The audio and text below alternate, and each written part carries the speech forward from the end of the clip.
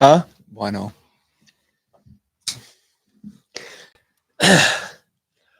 Have I got a squirrel hunting story for you guys today? I mean, I have got the squirrel hunting story that might end all squirrel hunting stories. Send it. All right. So, just this past Monday, do you remember our hunt Monday, I Cornbread? do, yeah. Okay. Me and Cornbread got up early. We went to one of our good spots. We've had much success in this area. And we hunted all morning. We probably, how many miles do you think we covered? 10 miles, probably. Yeah, probably so. Yeah, we probably covered 10 miles. And we made one tree. And she wasn't even sure about that. It was just kind of old, cold. She was trying to make something happen, right? Might have been a little den in there. I don't know if she had the squirrel or not. But we made one tree, couldn't find the squirrel, hunted all morning. Came in. Look, that's never happened before. That's the first time I had been with Wendy and not killed at least a squirrel. So it was throwing me off. And these guys were telling me, you guys were saying that Brooke had messed Wendy up. Oh, yeah. They were trying Is this post her messing the dog up? This was because I was gone all weekend. So further proof that we're right. We were all gone all weekend at the proving grounds, and then I get home and I take my dog out on Monday, and she doesn't tree a single squirrel. So then Coincidence. This is the first I'm hearing about this rumor. Can you guys fill me in on this? It's pretty self-explanatory. You ruined the dog. How did I ruin the dog? You had one weekend with her. That's all it takes. Babe? I don't know. That's just what the case that they were trying to make. They were saying that you ruined the dog. You taught that dog that when it come out of the pen, it didn't have to hunt. It could just go out and walk and just have this leisurely time. So they took it up on the trail, and she thought, I ain't about to treat no squirrel. I'm out here just walking, enjoying, just sniffing here, sniffing there. I ain't got to treat nothing. Right. And so, yeah, you kind of ruined it. And Corn is so mad. He almost can't see straight that you've already ruined his dog. I brought the shotgun with me one morning. I just couldn't find the squirrel by myself. But she knew you had no intention of shooting it. She's smart. Wendy's smart. Yeah, you had no intention. She said, this lady is taking me for a walk and carrying this shotgun because she thinks I'm going to believe that she's going to shoot a squirrel. I'm just going to go out here and have some fun. And then that's what he's doing with Chad. She's doing with Chad now. So ridiculous. I was concerned. Bless you guys. I was Bless concerned you. after Monday morning that something has happened to this dog. Oh, it has. Okay. Now, the story goes on. I become more concerned because we got done with Monday meeting, and I went back home. And guess what I did when I got back home? Cut her loose. I loaded the dog up and I went squirrel hunting because that's what I do. Is I squirrel hunt. I loaded the dog up, hit the woods, son. Hit the wood. I hunted all evening. Hadn't treated a single squirrel, right? I mean, I'm beating the bushes. I'm going everywhere, Corn. Like I'm going everywhere. Like I'm covering everything. Going on neighboring properties, which I have permission to be on. I'm beating the woods. Getting up on the ridges. Yes, I'm getting on the ridges. Getting in the bottom. Everything. I'm trying everything. Yeah. Getting in different areas. Nothing. And I'm thinking, this is not good, right?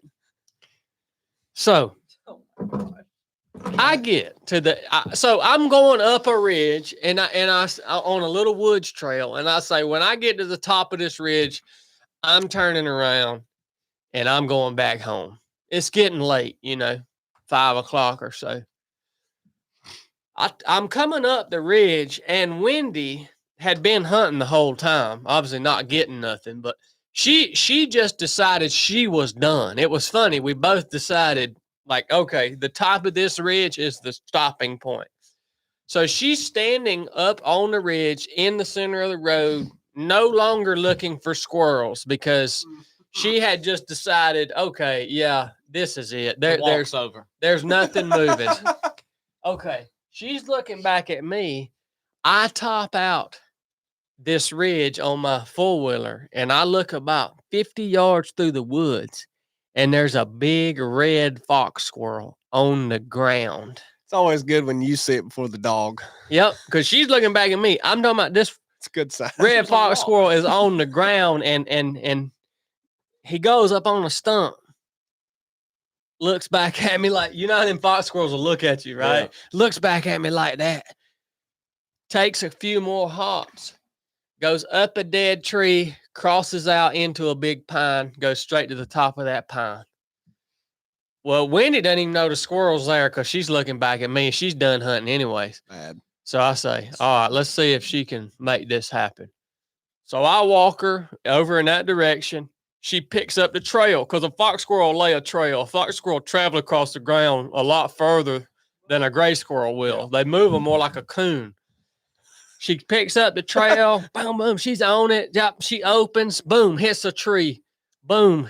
Starts treeing. On the tree, I watched the squirrel go up. I said, oh, that's just it. We're going to, look, we've hunted hard all day, but we are ending the day today with a big red fox squirrel, which is rare around here. Very rare. I've only ever killed one. I'll leash her back to the tree. Now, here's the thing I want to tell y'all. On this particular hunt, I had decided to bring my 22 because Blake has made me a nice 22. He's got a beautiful Wooks stock on it. It's a brand new Ruger 1022, and it's just a nice gun. Got a nice Leopold scope on it. I rigged me up a sling on it, and I said, I'm going to hunt with my 22 this evening just to see how I like hunting with a 22, you know? I usually take my shotgun, always, but I decided to hunt my 22. She's treeing. Okay, I'm looking at the top of this pine tree. Now, I'm standing right underneath this pine tree, and I know the squirrel's in the top, but I can't see him. So I says, I'm going to get him to move. I know he's there. I shot in the top of that tree. That fox squirrel goes to moving. All right. And let me tell you, he come down out of that pine. Now I'm laying down lead at him the whole way. He's coming down out of this pine. I see his face in the scope. He's dodging like this, coming down that tree. He's looking at me. I'm shooting. I see the bark flying off all around him, but he's moving. He comes down off of that limb of that pine, hits another pine, goes up in that pine, stops. I take another shot. I could just barely see a little bit of orange. I took another shot, missed him again. He gets to moving again. When he moved this time, though, he come out of that pine and he got into them hardwood trees where he ain't have no cover. And when he hit them hardwood trees, he said, look at here, buddy. I ain't stopping again. He hit them hardwood trees, and I'm going to tell you, this son of a gun crossed probably the tops of 5 trees from tree to tree. The whole time I'm shooting at him, I shoot 2 full magazines, 10-22 magazine. That's 20 rounds at this squirrel as he's moving. Just pow, pow, pow, pow. Can't hit him. I'm reloading the magazine. The squirrel's still moving. Before I know it, I'm 100 yards from the tree the dog treed on. In the woods, down the hill from her. And Wendy's tied up. And I'm 100 yards down the hill. This old fox squirrel comes down, hits another tree, starts coming down the trunk. I said, oh, that's it right there. I got him now. He's headed toward the ground. Right in a hole. Oh. Boom. Was that a Cajun accent I noted in that story? Something happened to your voice. What happened? You didn't have your 22 man there. You didn't have your key shotgun shooter or your 22 man. You were just reckless. There's lots wrong with that story. One, Wendy's still messed up because you had to point her to the squirrel. Yeah, Wendy's insanely messed up. It is further proof of what we tried to tell you. She got up top and she said, this is where we usually turn around for the walk. So I'm not going to go no further. She didn't treat anything all day. And you went twice until one that you saw first. Let me get this straight. Leonard will do that. let me make sure I'm reading this. You guys think when he leaves for 3 or 4 days, I should just let the dog sit in the pen and not do anything with her? You should let it. Well, You should let it sit in that crate. Is what you should do, and let it think about squirrels. That's terrible. She needs to. She's a dog. She's not just a tool. How long do you let a dog sit in the kennel before you hunt it? Well, it depends what's going on. I mean, it's all right if it would have sit in there a few days, right? Yeah. Especially a cage the size of. So Yeah. he took yeah. Wendy down to Hold Macon, on, we hadn't got there yet. and she did We great. hadn't got there yet. I did not mess I'm the dog still on the up. fox squirrel story. Did not mess the dog up.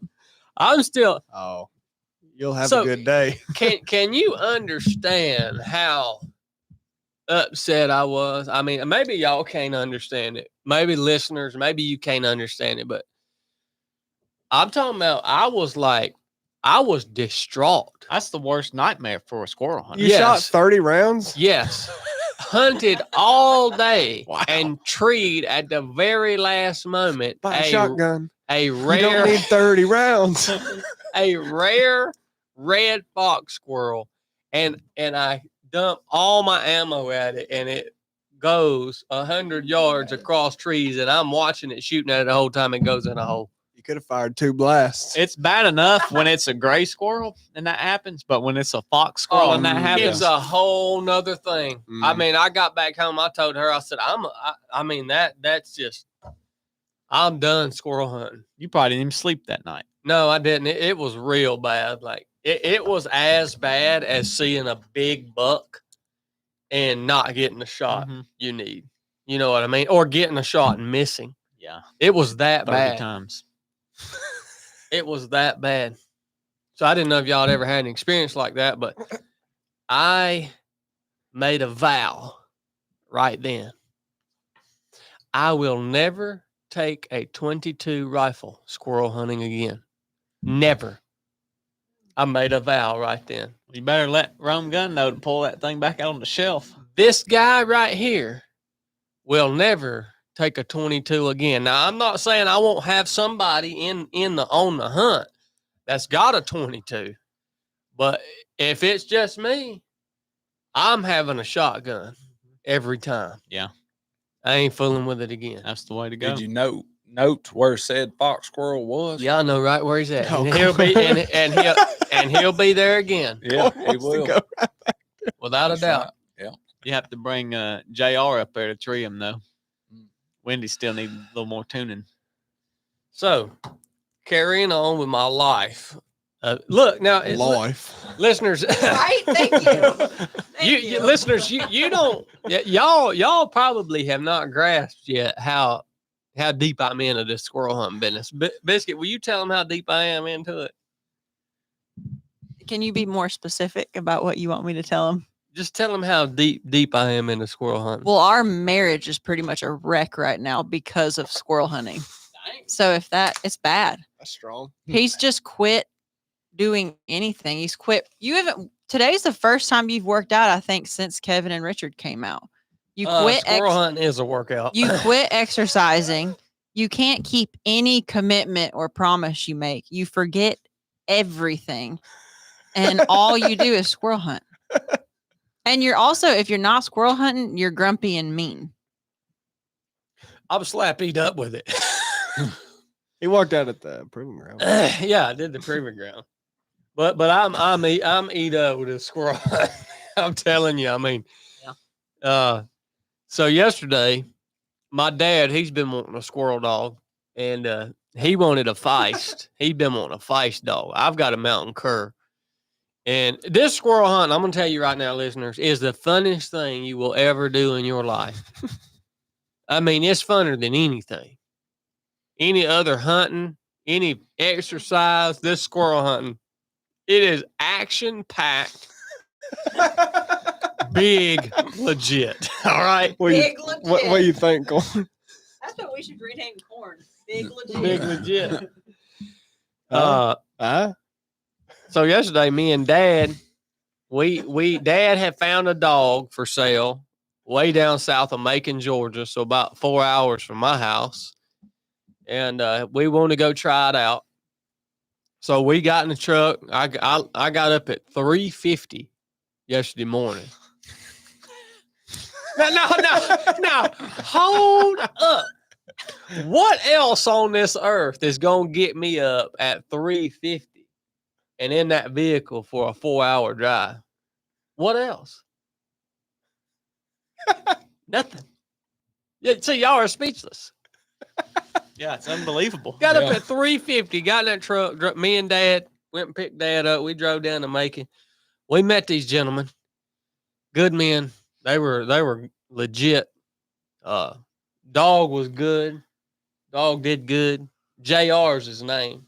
Little feisty. He probably weighs about 10 pounds. Bug-eyed. But that son of a gun is a hammer. He bought son. that bug-eyed one? Yeah. Oh, man. When JR trees, it's gonna blow y'all socks off. Junior.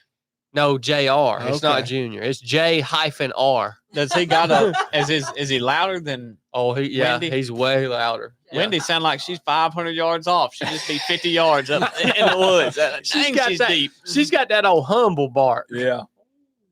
She's got that humble bark. Yeah. But I'm gonna tell you, JR is a hammer. I'm talking about he's probably 120, 130 barks a minute. Just pops them Good. off, son.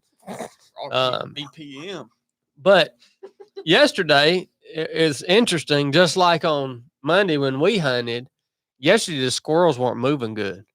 Now we're down in South Georgia now, hunting these big old, pin oak flats with, scattered magnolia trees and big palmetto undergrowth, a lot of water, ditches, flooded timber. And now the squirrels ain't moving good. JR, the dog Dad bought, he don't have much of a nose because he's a feist, right? So he don't have a nose like a cur or like a hound has. His ears stand straight up. He looks like a bat in the face. He looks just like a bat. So when those dogs really shine is in moving game, when squirrels is on the ground and they can see them or hear them. And then you can really wear some squirrels out with a feist like that. But when a squirrel not moving, he ain't got enough nose to find where they've been. Hey, I took that old mountain cur dog out the box, that windy dog. I put that dog on the ground. We ain't getting no 50 yards down that road, and that joker locked up tree right there. Had a squirrel. I mean, we've been rode for miles, made 2 trees with JR. Wendy hit the ground 50 yards, boom, locked up tree, had a squirrel. Went a little bit further, boom, locked up tree, had about 5 squirrels in one tree. Good. Off a blow down. That was squirrel. Right. Look, that was squirrels running everywhere. I was tracing them in my shotgun, like which one of these squirrels I want to shoot. Then my guy gets out of the truck behind me, says, "You want me to shoot this squirrel?" I said, "Well, which one do you want to shoot one of them, man?" And then he shot at a squirrel that I didn't even see. She treed like 5 in one tree. He shot at it, got it. I ended up killing it. I killed all the squirrels yesterday. Hit that one. Went on another spot. They cut some of them hounds loose. Wendy was treeing squirrels all around them hounds. Look, Yeah. I was walking, boom. She treed one right in a pin oak. Yeah. Boom. He said, "Take her across that oak flat right there. There's a squirrel in there." She did it again. Took her in there. Boom. Treed on a tree surrounded by water. I shook a vine. Boom. Squirrel again. dead.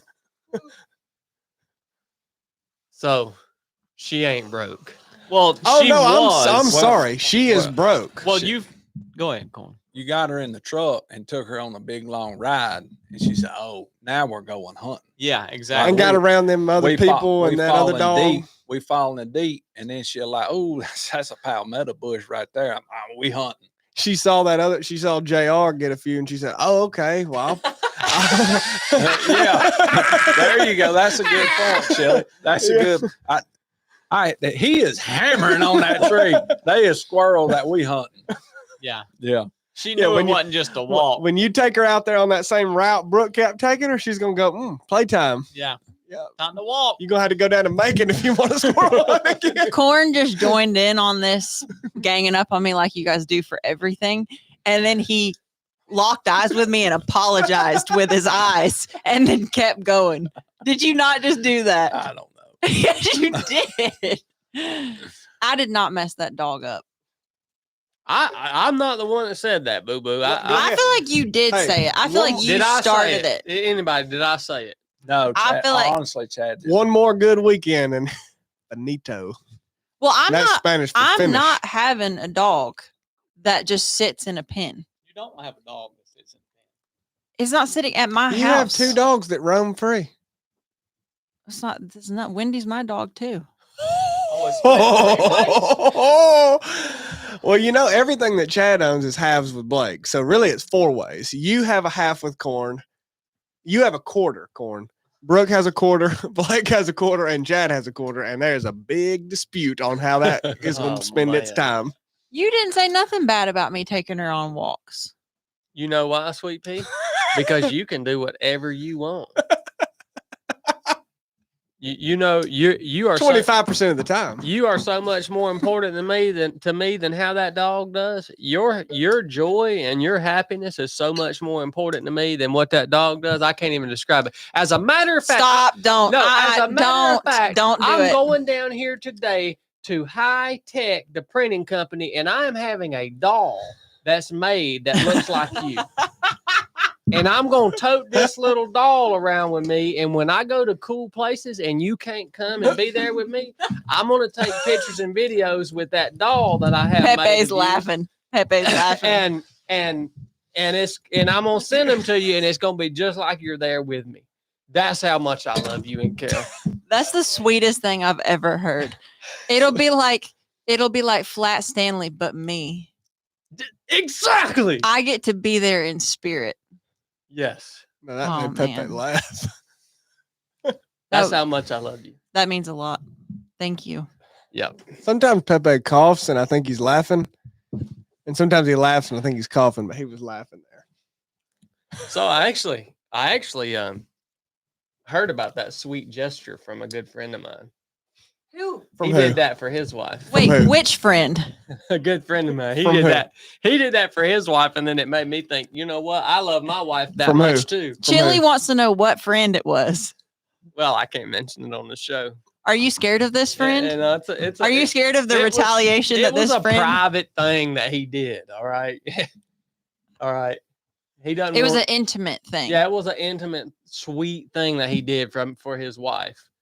And so, but it inspired me to do something sweet like that for my wife. Like, that's a really good idea. And I'm going to do that, baby. Do you think you could give my doll a little kiss every once in a while on video? I will. Like if we're away from each other for a long time, you just, Ooh, I will. that'd be good. I will, Here's baby. another dang panel in the fence. We'll take selfies and everything. with it. Explain that fence post analogy again. So they want to so bad. Well, I think Chad more so than Brooke talk about their love life and their all ooh and everything at the house and in the shower. So they know that we ain't gonna abide in that. So every week they put a little panel up to try to trap us in it. Put a little panel up, try to get us hung up in the middle. But we are strategically noting these panels and just calling bull crap every time it gets said. They're gonna wind up caught in their own fence. Yeah. And it's going to have to be Pepe in here listening to that crap by itself. Yep. We'll walk out. Yeah. Oh, no, yeah. that is a new trend going around, seriously, that your friend taught us to, Yeah, man, to I make think a little, especially if you travel a lot. I think by my friend sharing with me what he did for his wife, and that's, I think that's going to inspire a lot of husbands to do the same thing for their wives, and therefore make their wives feel special. You know what? I think it's an inspirational thing my friend did. I know your friend that happened to. And I think it was actually his wife's idea for him to do that. Couldn't have been. Yeah. Really? Yeah. Well, it's a team effort, Yeah. The inspiration came. Sometimes you got to let them know what you want. Sometimes your wife's got to let you know when you do Guys, this. Tell Brooke that. Hold on, guys. You know what we should do? For next Christmas, we should all get a doll for each other of the person's wife. So, like, you get me a doll of Brooke, I get you a doll of Anne. you get one of Courtney for Chili, and he gets one of Caitlin for you, and then that way we all have them. Oh, we get Pepe. I don't know what to think about that. But will you he's use? he's probably going to find him a honey before now and then. Yeah. It's just now February. That is true. By next He's- Christmas, He's already been looking. Valentine's is right around the corner. by next Christmas, he'll have him a sweet pea hanging around with men. Sweet pea. Hey, hanging around with men like us, the way we love women. He gonna have him a sweet pea by next year. I guarantee you. Gosh. Do you think we're misogynist, Brooke? You asked me this question prior to recording, Yeah, well, and I said, She's got the tall picture. this is the photo I would like for you to carry around of me. Let me show that to the camera. Wow. This is the most epic photo. I don't think you have to walk Brooke. closer. I don't think they can see it. Oh my gosh. dang. I said y'all have misogynist tendencies. Yeah. What was the analogy you used? Like how some people have gay tendencies, but they're not actually gay. Like there's a couple professionals in this town that they talk like this and they wear like really weird Hawaiian shirts and like they do like this, but they're not. They talk like Gomer on Andy Griffith. Yeah, they do, but they're not gay. They He just was have. gay in real life. Was he Yeah. really? Yeah, and he moved to Hawaii. Yeah. Oh. Yeah. I see gay tendencies. Yeah. So that's what I said. Y'all have tendencies, misogynist tendencies. Okay. I don't believe any one of y'all because, like I said last week or whatever week I came on, you guys don't treat me as bad off the podcast as you do on the podcast. You think we treat you bad on the podcast? You guys just gang up on me all the time. You know what? I love too how Cornbread and Chili like act like we're weird about women and all this. Me and you are talking weird about love and all this. And look, he was getting weird at the restaurant this morning because this hostess told him, "I like your beard, Cornbread." And he did like this, and he said, "Well, I like your hair. It's beautiful." And I looked. Wait, what did he say? He said, "I like your hair. It's beautiful." And I looked up and I said, "This crap is getting weird." I mean, y'all think I'm weird? That Actually- crap was getting way too weird for me. Actually- Look, I was ready to go to the table and just sit down and get out of that situation. You did say this is getting weird, and she said it is. And we're in a nice restaurant. What in the world? So don't talk that crap to me, CB. Well, y'all don't know why he did that. Why did He Explain did that to for him. Hunter. Yeah, So Hunter stays nervous about everything. especially women. Yeah, especially women. And what did I say right when we sat down? He said, I- "You say you don't ever let a woman compliment you without complimenting them back." That's right. He's always thinking about how he can improve the team. That's exactly right. Okay. So you if were setting Hunter an wants example. to seem like a So- creepy old man, he needs to do that. No, that's Just- being respectful to You're not old, middle-aged man. Yeah, it's just being respectful to a woman. Yeah. I thought there were better, less weird ways than to like tell this woman, like, "I like your hair. It's beautiful." I was like, I feel that's like really that's weird, like man. that's like an autistic response. Well, like it's like an he did immediate. regret the "it's beautiful" A comment. boomerang compliment is not He placed felt very He well. felt good. No, well, it hold wasn't on. a flirt at I'm- all. But hold I'm on. just saying. But I had a keen observation that he felt good about the "I like your hair," but then when he said it's beautiful, he went, "It's beautiful." He even thought like, could have kept that one in. I like that girl's hair too. I think she has really great hair. Here we go. But see, if someone gives you a compliment and you immediately fire back with a compliment, You've been It's- sitting on Well, it. it wasn't like as soon Yeah, as her yeah. words were finished, you're acting like it was like, I like your hair. Well, it was, and what No, it wasn't. what that indicates is you had been thinking that prior to her That's compliment for bull you. crap. You could not have came up with a compliment in the time that there was between her comment and yours. I'm witty, Chili. No, Yeah, I'm you witty. couldn't have. I like your beard. I like your hair. It's beautiful. And then you went,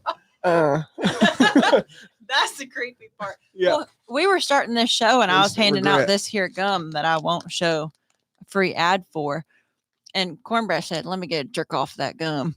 And I was Oh, like, well, "Let you let's get a not. jerk off of it? What kind Oh. of weird?" And it just falls in line with the Boomerang What were they compliments. saying at and the the- proving grounds?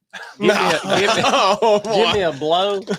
Baby, No, that's what they were children saying. listen to this No, podcast. but they were saying that as like, give me a break. I had never heard that. Apparently, that's a football term. Did somebody say that was a football term? I did to be funny, but Oh, okay. you'll believe anything's a football term. Yeah, they were all in there, circled up doing push-ups, and they were swapping each other out. Because one of them would get tired, This is and that great they'd for swap what you- somebody back in, and then one of them would be like, "Hey, give me a blow over here," and they were saying that as like a blow of air. They needed a blow of air. This is unbelievable. it was pretty wild. So what's happening I didn't know between where the that three came of you from. guys where Chili's like, "I told you this would happen. This is unbelievable." What is it? Just knew it. Knew what? Go ahead, Blake. What's going on? It wasn't a derogatory term. It was just something. Derogatory. God, if that was cornbread, I would laugh so hard. What's so funny about it? It was just something they were saying. I was like, "What the crap are they talking about, man?" Did you think it was derogatory? freaking me out? I had never heard it before. Yeah, me neither. Me neither. I've done some hard stuff in my life and needed somebody to kind of tap me out, but I never heard anybody asking for a blow before. Meaning, give me a break from this. Well, Like, what was spell odd me about on it this, is they all understood it. They did. Everyone understood it except Well, I think us. did you not? I understood what they meant clearly. He said, "Hey, come over here. Give me." I mean, when I first heard it, I didn't understand. I had context clues enough to know what they meant. I didn't understand what they were meaning by it in the beginning. Yeah. Interesting. All right. Well, so that's just a little recap on the week right there. And now we'll start the podcast. So thank you guys for joining us for the pre-show on the 3 of 7 podcast. That was the pre-show. We're so generous. This episode, the real episode, that is now beginning of the 3 of 7 podcast, is brought to you by our partners at Barbell Apparel.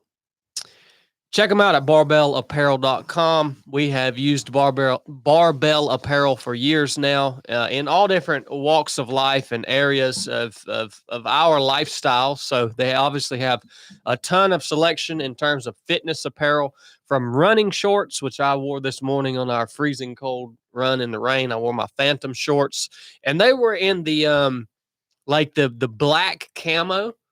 Pretty cool little pattern they've got on those shorts. I think Blake wore his ultralight joggers. They were black camo too. The new version.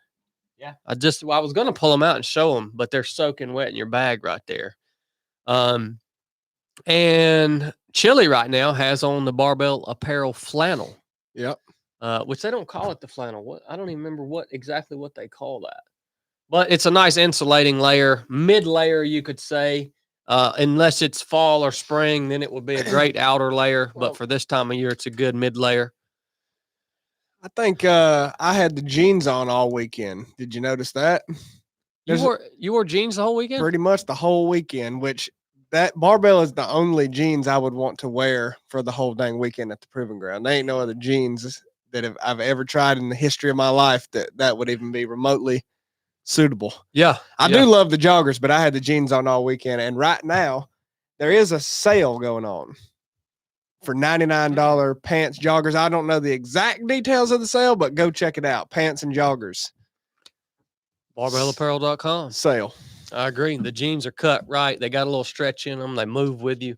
Pretty special. And they're just awesome people. So if you guys like the show and you want to support the show, one way that you can do that is next time you need to update your wardrobe. And if you want to, look good, get you some new threads, go to barbellapparel.com, shop around there. You're going to find what you need. Thank you, Barbell, for making this episode possible.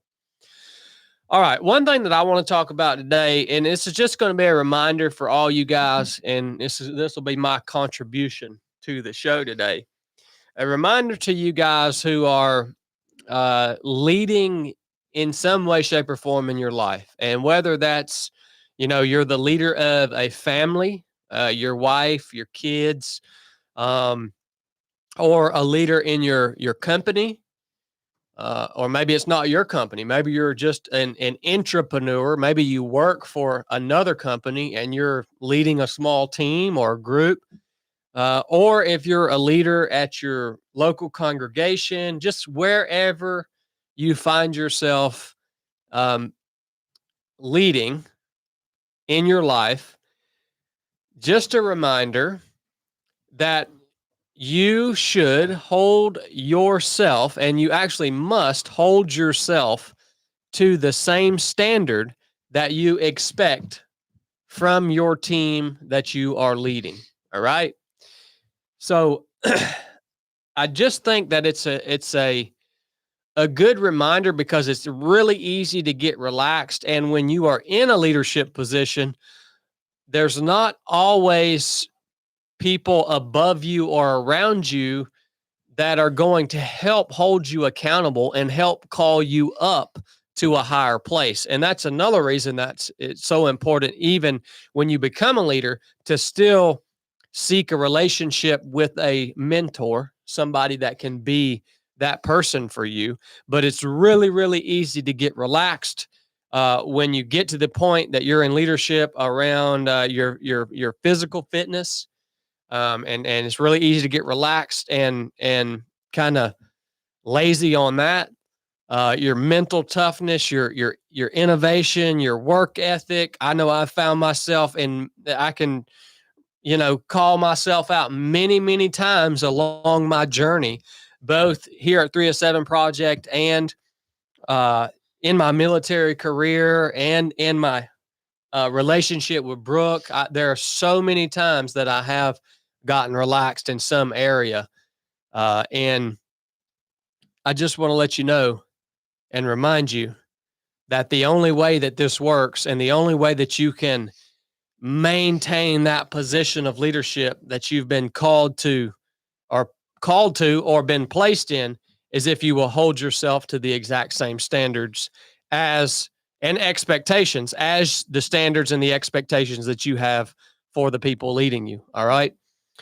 So just assess yourself if you're in a leadership position in your life, and think about, am I becoming a hypocritical leader? And you're probably going to find places where you say, yeah, I am having different expectations for the people under me than I have for myself. I need to go ahead and tighten up on that. And just keep an eye on that. I just want to warn you guys. So we had a situation in here within our team at 307 Project, and we won't go into details on it, but where we slipped on something. We made a mistake on something as a whole. I mean, anybody there could have corrected the mistake, and none of us did it. And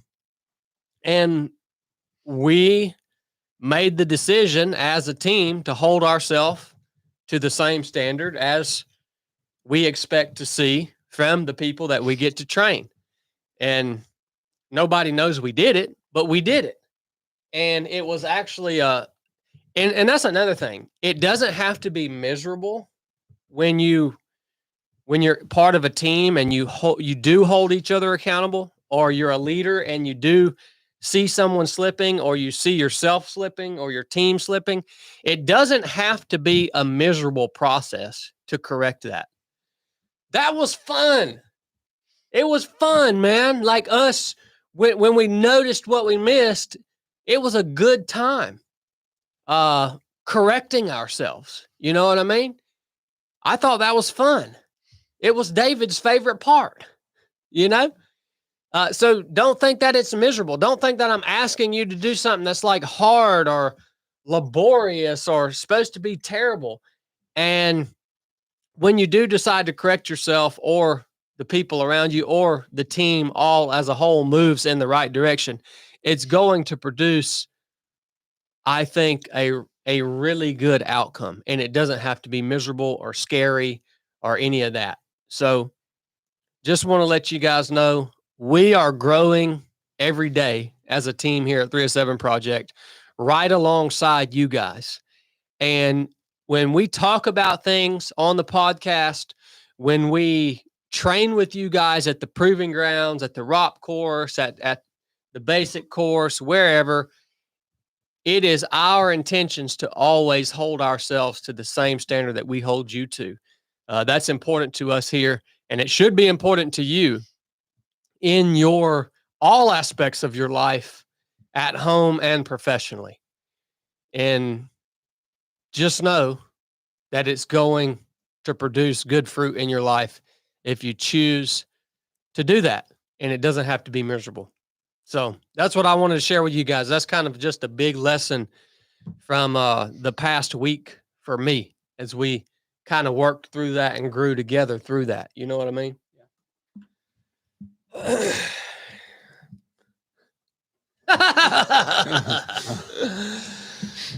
So that was my contribution to the podcast today. Thank you. Well, Your ringer's on, Corn. No, it's not. anything on your heart down there, Biscuit? Before we take it to the news? Are you trying to start a new topic? Yeah, you can start a new topic. I just wanted to give you the chance to contribute to the show today. You always have really important things and valuable things to share with the listeners. Why'd you just shake your mic like that, Corner? It's an accident. Oh. I don't know. I think I would need a second to think about that. It's hard sometimes when you shotgun me like this. Yeah, no worries, boo. I understand that. Okay, thanks.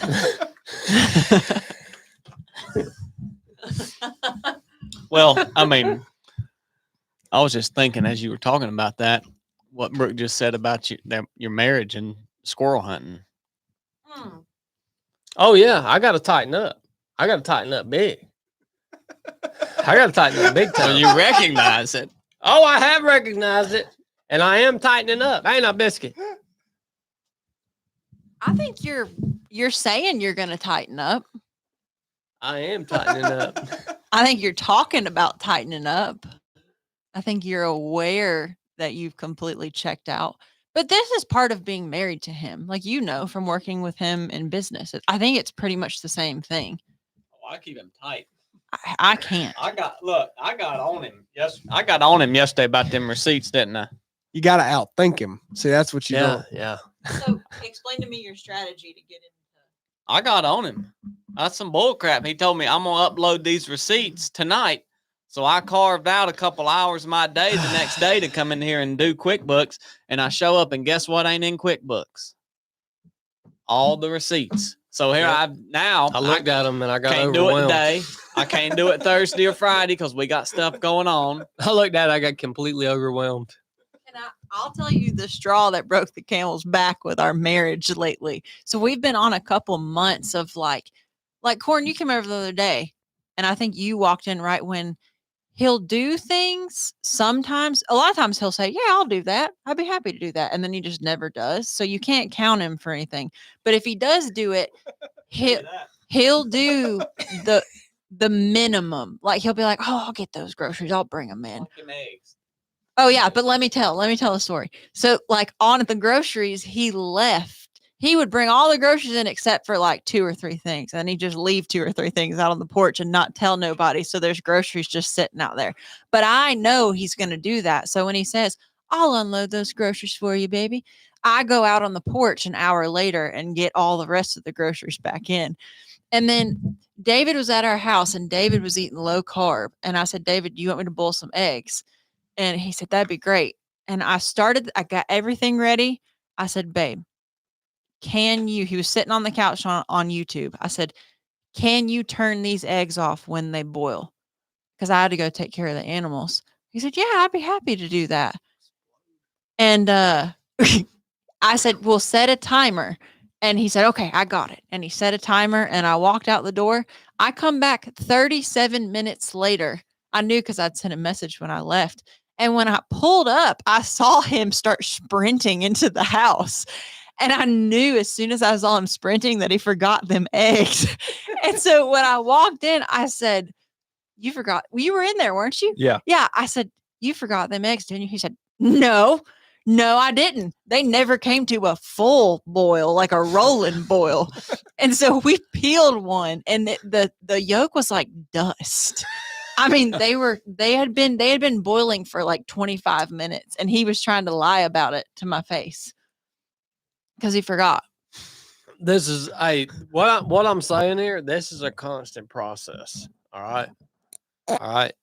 Look, So my request in our marriage is, if you don't have the capacity to turn the eggs off, just be like, no, I'm sorry. I can't get off of YouTube right now. When this 10-minute timer goes off, I cannot turn those eggs off for you, for my friend that I invited over without telling you they were coming to our house. Thank you. can you pick me? Yeah, go ahead. I wasn't on YouTube. I was writing the newsletter. I was writing the newsletter for the week. Okay. The newsletter on YouTube. No, for our subscribers on email. So I was writing the newsletter. Look, I'm not here to make excuses for myself. That's another hard part about what I just challenged you guys with and what I challenged myself with. That's another hard part is I find myself a lot of times too, when I'm doing really good at my work stuff, my home stuff starts to slip, right? Or like it's like it's a real challenge to try to be, Balance. who you should be in all those different buckets or aspects of your life. You know what I mean? It really is. It's challenging to be on it at work and just as much on it at home and just as much on it in the squirrel woods and just as much on it in your prayer life and staying in scripture and stuff like that. It really is. Well, Yeah. on that note, And you have to have people around you to help you kind of just like him. Boom, get on this receipts. You telling me, hey, you got to tighten up, man. Like Chili telling you, hey, you got to stick with something, bum. yeah, I mean, you got to have people around you, man. You really do. Yeah. Someone tell you the squirrel dog's done. Yeah. I just wanted to say, in your defense, what you're saying about balancing, I have been way too busy with work lately. So you and I are a dynamic right now that is just not wonderful because I'm overworked and a little grumpy. And then all you can think, eat, sleep, breathe, talk about is squirrel hunting. And then I think the reason our marriage is not great right now is both of us. It's not just you. Just put that out there. Well, thank you for that, boo boo. But you're welcome. you don't deserve any responsibility for the troubles that you're experiencing right now. It's all me. It's not you. All right. Wait till he gets that doll. He can take squirrel hunting. Yeah. That's a good point, Blake. Oh my goodness. All right. So I'm looking forward to hearing from you guys about what's going on in the world today, because again, just like last week, I am completely oblivious to any of the news, the goings on, and I'm trying, There's some good stuff. I need a good update today. I really do. So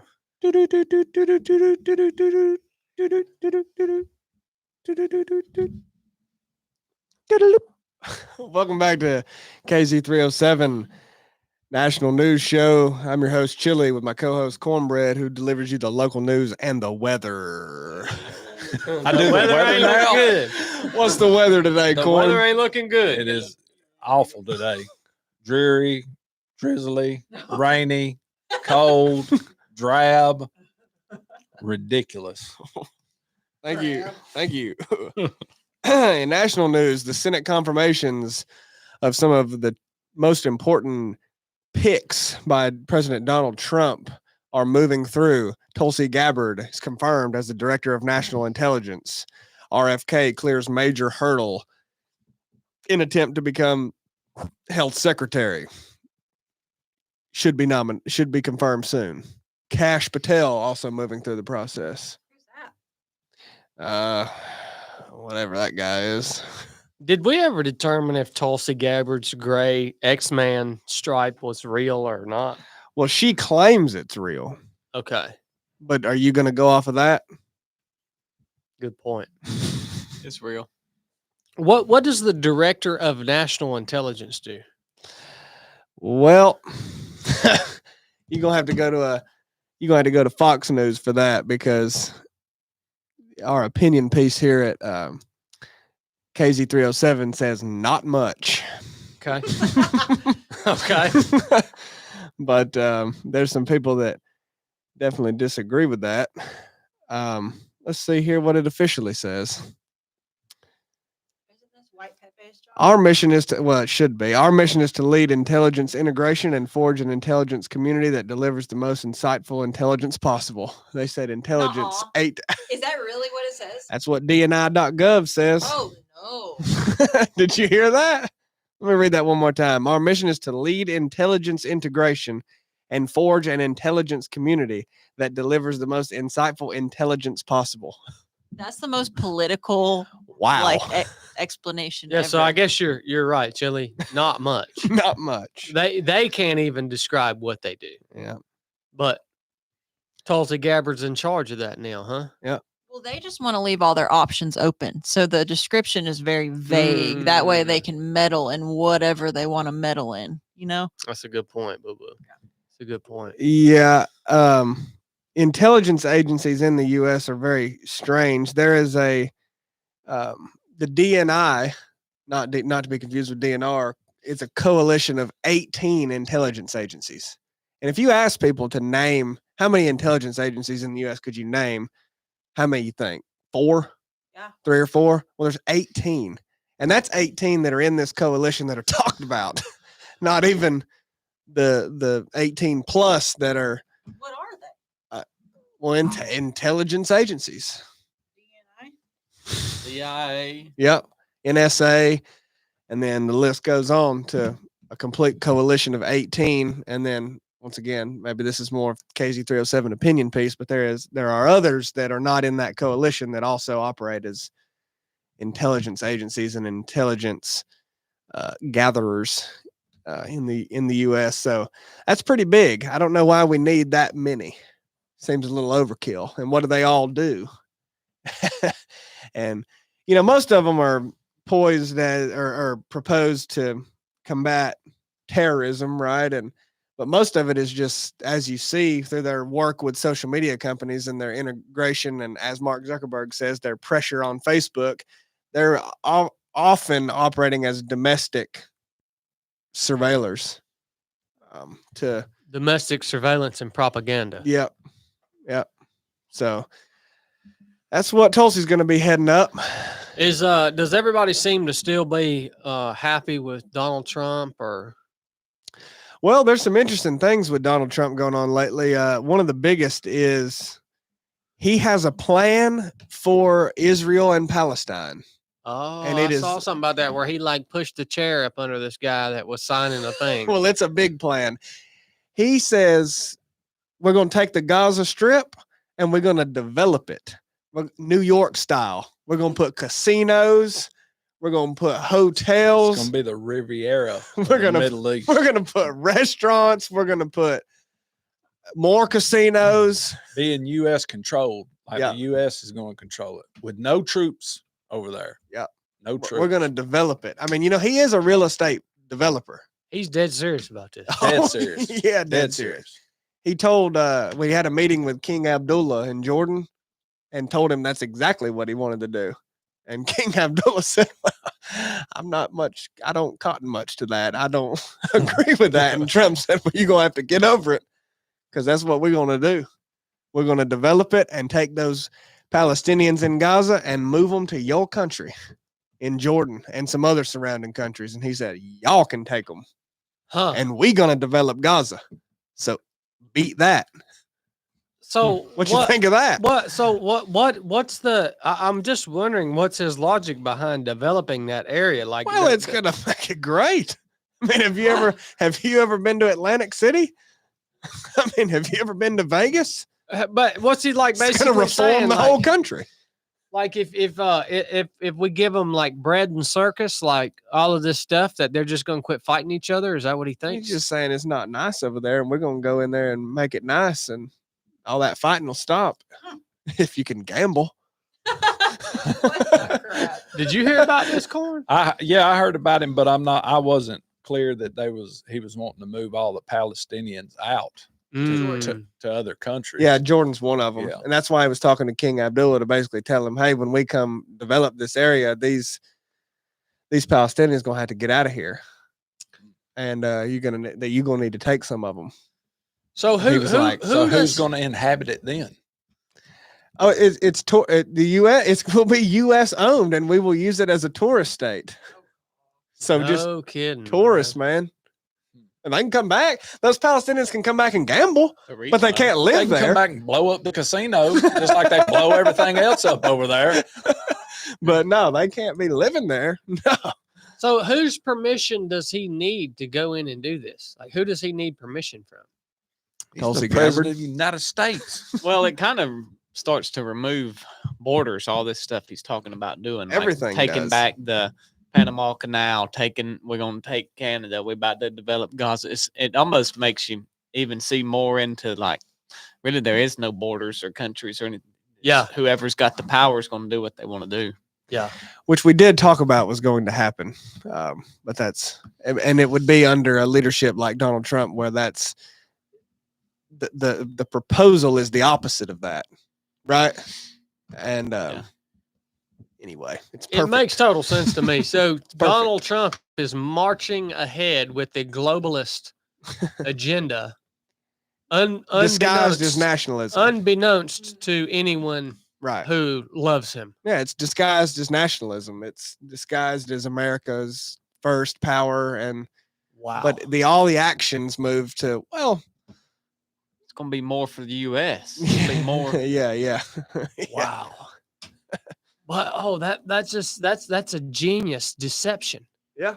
Like, obviously our worldview is shaped by what we understand of the Bible. So we believe that eventually the globalist agenda will come to fruition, but it's really been hard for any of us to grasp how that would possibly happen.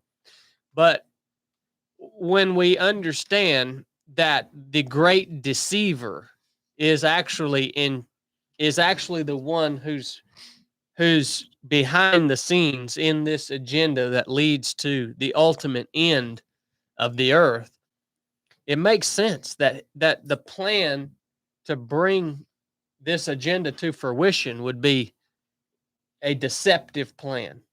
You know what I'm saying? And that's really deceptive. Oh yeah, big time. Yeah, Trump is quoted as saying it's not a complex thing to do. If the U.S. can come in and own that land, we will develop it and put premium housing that will bring ultimate peace to that region. I mean, Maybe the temple will be rebuilt. it very well could be. Oh, yeah, It would set coming. It would set the stage nicely. You think that temple's coming? It would set the stage really nicely. Yeah. Like if you actually did displace Palestinians, it would not be as easy to keep that conflict there and, just make it impossible. Yeah. So, Well, these people he's claiming that about don't seem to really be able to do much or put up much opposition to his plans, like Canada or this guy. Like, seems like he's like, I don't think that's a good idea. yeah, He's when like, they were "That's talking fine." together, everybody just noted that the king of Jordan was like just kind of shifting in his seat and looking uncomfortable. And then they asked him for comments, and he was like, "Yeah, well, he was He's just the president of the United States. yeah." He didn't really say much. He didn't want to like come out and bash it, but he was just kind of like, "I think we're gonna be open to many options to bring peace in the region." It's just kind of I'm gonna tell you non-committal. what, listeners. When and if you see that temple starting to be rebuilt, well.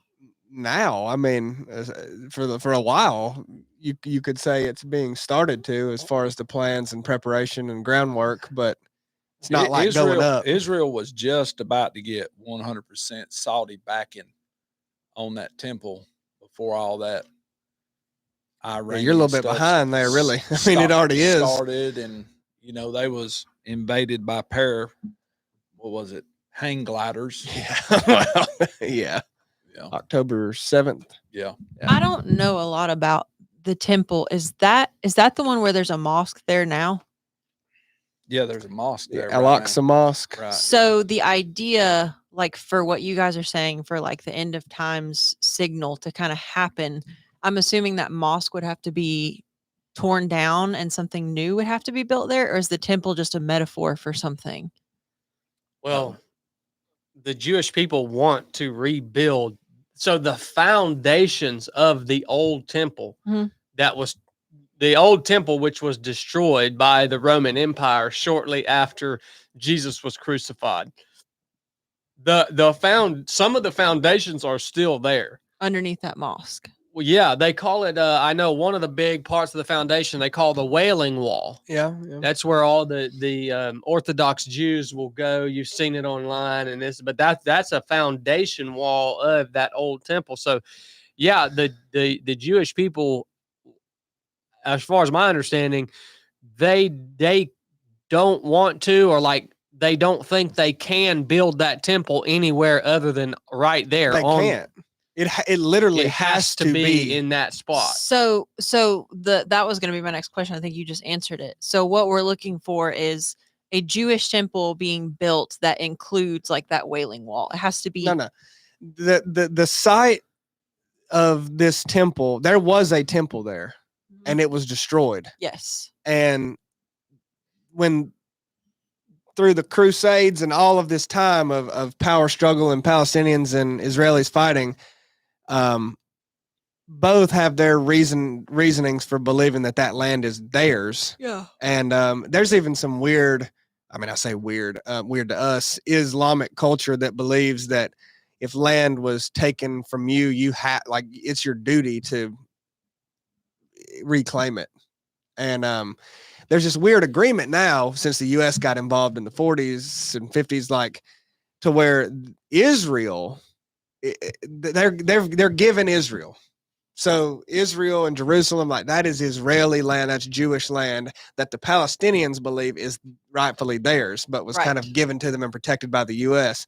Well, the strange thing is in that area, on the exact site of where the temple needs to be placed, there is the Al-Aqsa Mosque built and standing and operating.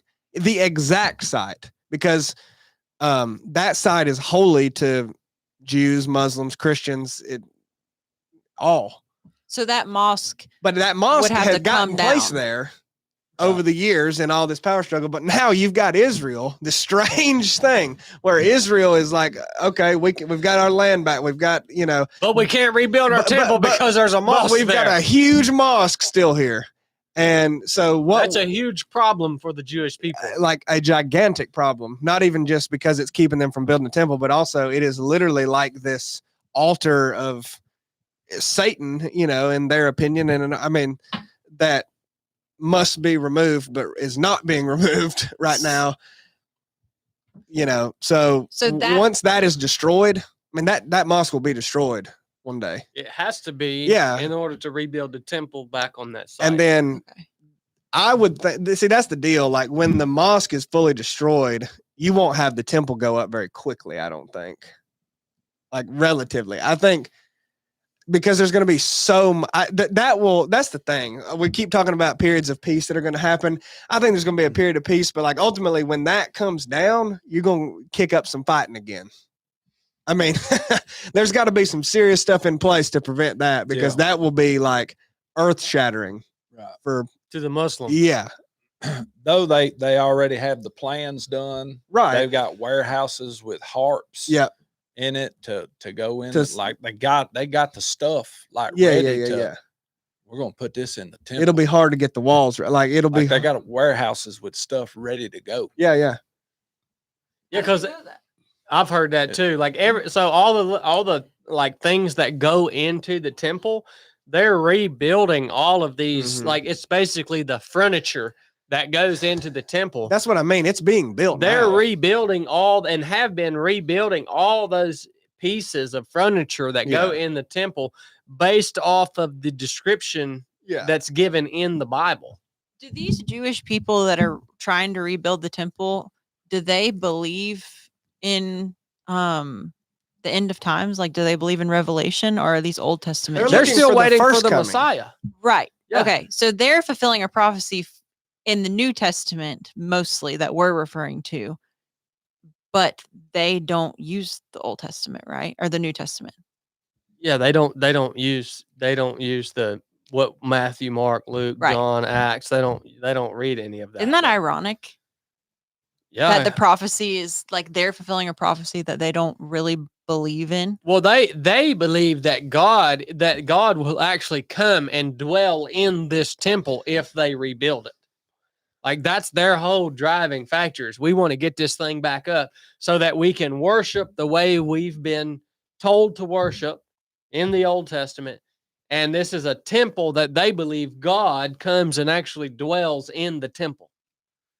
So there's a Yeah. lot of reasons that they want to accomplish this, right? But ultimately, from what we can understand from the book of Revelations, and some people believe that this has already been fulfilled. There are a lot of people that believe everything in the book of Revelations has already been fulfilled. But ultimately, there's a prophecy in Revelations that is pretty direct and clear that the Antichrist will set up his image in that Jewish temple and ask the world to worship him as God, the one true God. So that's the reason, if you believe that the prophecies in Revelation have not been fulfilled, you're now looking for the building of this temple, because in order for the Antichrist to be able to come to power and then set his image in the temple of God to be worshiped as God, that temple has to be there. It's good. The Bible references as the abomination that causes desolation. Right? So that's why that temple, that's why I say, if you see that temple being built, basically that means that there's that puzzle piece that now has to be in place as we understand the prophecy in Revelation, for now the Antichrist to come onto the world stage, do his thing, and at the midway point through this, what we call the tribulation period, at the midway point, he puts his image in place of God. He puts his image as God in that Jewish temple. And I'm not by any means trying to say that this is even going to happen in our lifetime. I mean, I think the timeline of things people get way too hung up on that. And A, it doesn't matter. And B, like, if you don't think that a big curveball could come in and just destroy everything in that region, and then it could totally happen. But it is interesting, the talks with Jordan, because that is actually who kind of owns that little tiny area. Right. Yeah. That's Jordanian owned. So Jordanian funded and owned, like it's Muslim owned, that area. And it's just, it essentially is a sovereign football field, like a Muslim sovereign football field in the middle of Israel, right? Yep. That's like basically what it like is. they own it. There's military personnel there. Jews can't go get on that piece of land, but it's landlocked by Israel. It's weird. But it doesn't seem far-fetched to say that, well, in some of these peace deals and all this under the Trump administration, like Jordan, y'all can go ahead and relinquish that area too. Like, what if we do this and you come off of that?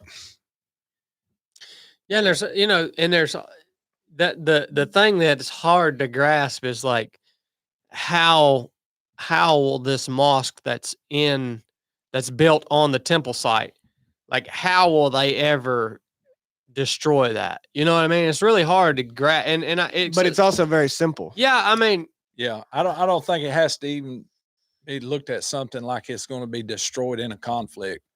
Like, it could be something through an agreement through Jordan or whatever. So that's what I was thinking too. It could just be demolished. Yeah. Or it could literally be moved piece by piece. It could. To where you just try to think of scenarios. Well, how could this happen and not cause another war or another time of instability in there, it's like, well, yeah, some agreement is struck where then they move this thing piece by piece to another location, so it's not actually destroyed, and then everybody just carries on, with life, and everybody's happy. You know what I mean? Right. But yeah, man. So that, yeah, the first big step, or the first big thing that Christians were looking for, was the establishment of the nation of Israel. And so that happened in the 40s, right? And so that most Christians believe that was like the first big step that kind of set the stage for the rest of the end times prophecy to come to fulfillment.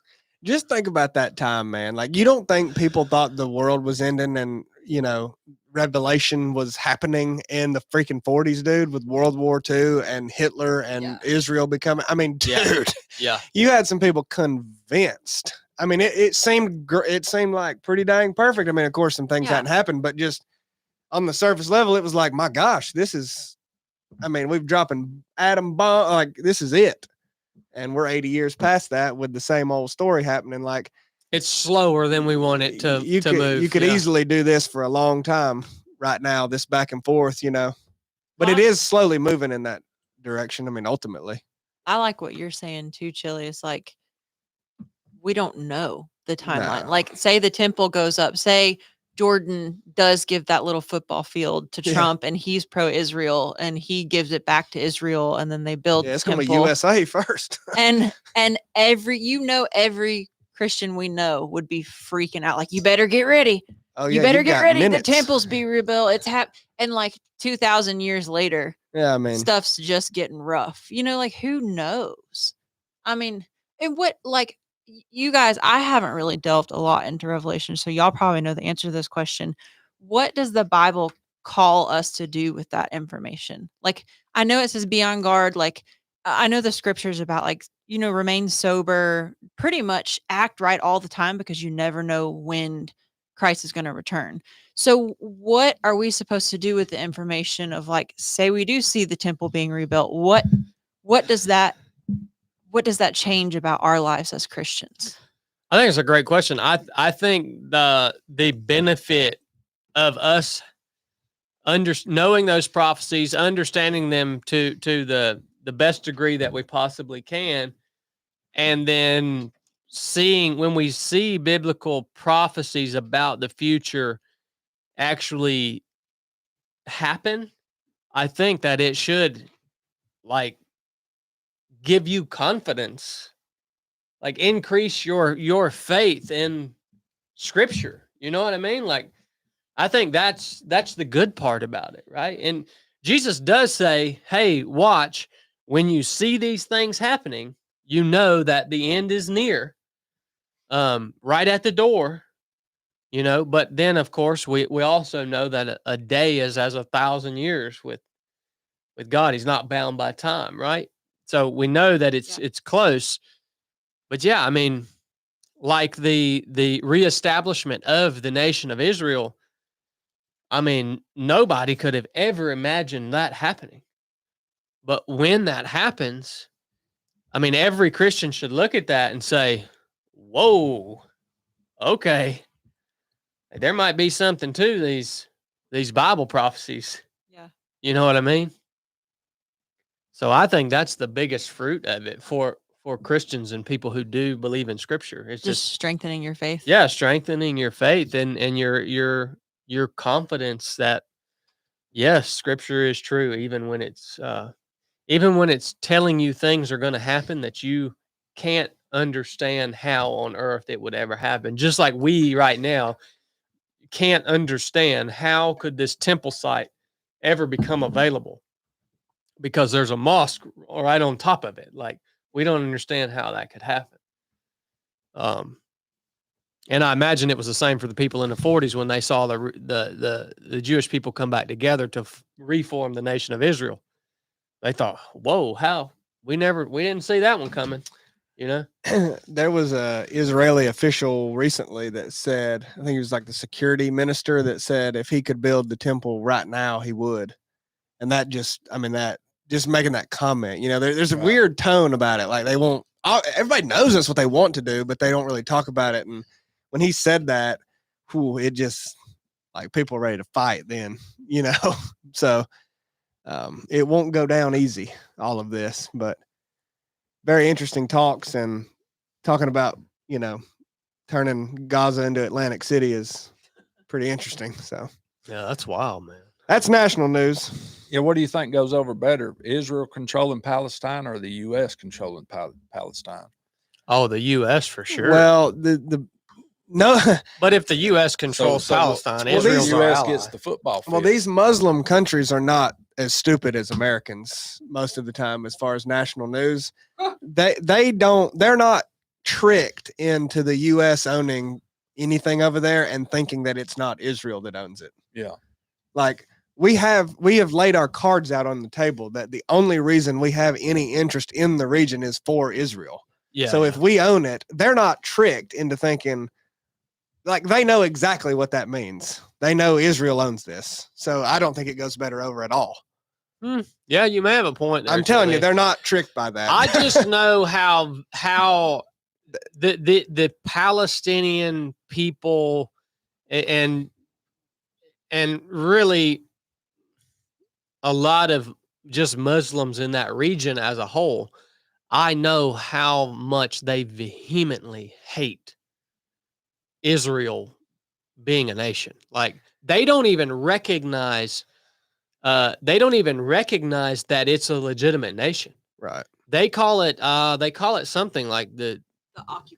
yeah, they Yeah. call it Occupied. occupied land. They Mhm. won't even reference it as a legitimate nation. But I mean, Israel does the same thing they did the same thing. Well, and the only reason Yeah. that is because it used to be their land, right? Like, Yeah. I think if Israel was somewhere else and claiming they were a nation, the Palestinians would be like, we don't care. Go ahead. Yeah, You know what I mean? there's this weird discussion in national news when they talk about that conflict, and they refuse to talk about the religious reasoning behind it. It's like they talk about it like it's this weird geopolitical battle. It's like all you have to do to understand why each side wants that land is because it is significant to what they believe. Yep. Like, won't talk about that? no, like not really. It's very vague and it's always just like, well, Israel wants this and Palestine. No. It has nothing to do with it. It is, they believe they own that God gave them this land to carry out this purpose. And you could just detail it in the news. Done. Mhm. Like that's the only, it's not complicated. I mean, yeah, there's complexities to the situation, how you resolve it, and from the U.S. foreign affairs side, but like, no, that's not complicated at all. It's not like some weird battle where, well, we own this because of this and we had this. No. If you gave Israel that football field, they'd be happy. They don't need none of the other land, really, Right. pretty much. And Palestine the same way, So, but to your point, I have to really disagree with you on that. I don't think they're tricked by the U.S. owning that. Like they understand that means Israel's going to get what they I see want. what you're saying. So, I see what you're saying. Which could potentially pose some retaliation oh yeah. against the United States because Oh, if we secure that for Israel, like we're Yeah. the target. Yeah. Iran, right? Yeah, Yeah, I mean, yeah, all of them.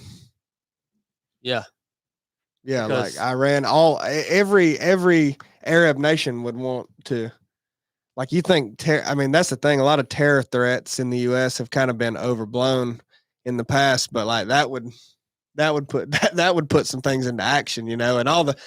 I don't know how much the evidence there is to back the amount of sleeper cells that they say are in the U.S. from Arab nations. I don't know the actual statistics on that, but there are people who believe it is a lot. And they always talk about like how that would operate and when that would be ignited. Well, it would be ignited then.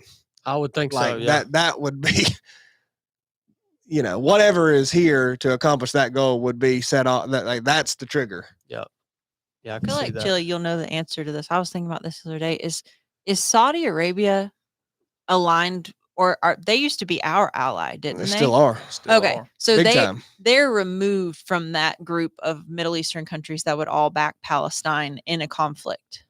They Yeah, if would- you trust them. Okay, That's sort of like Egypt if you trust them. Right. Yeah.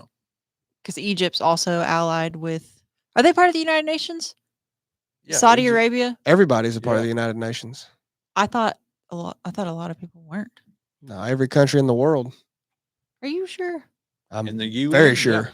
Oh, In the maybe I'm thinking of something else. What's the alliance? NATO. Maybe that's Mhm. that's what I'm thinking of. I think don't. This shows how much Turkey's the television I only watch. one that has a big Muslim group in it that's in NATO, right? yeah, that's pretty Western values. Yeah. Yeah. Yeah, they used to send they send a bunch of Saudi Arabians to go through buds with us. Yeah. Saudi Arabia has a very friendly relationship with the US. We trade a lot of money. Yeah. What is that king or prince over there supposed to never be touched or whatever? And Trump Big touched him. Daddy Trump just come up behind him, put his shoulders right on him, and he just looked up and went,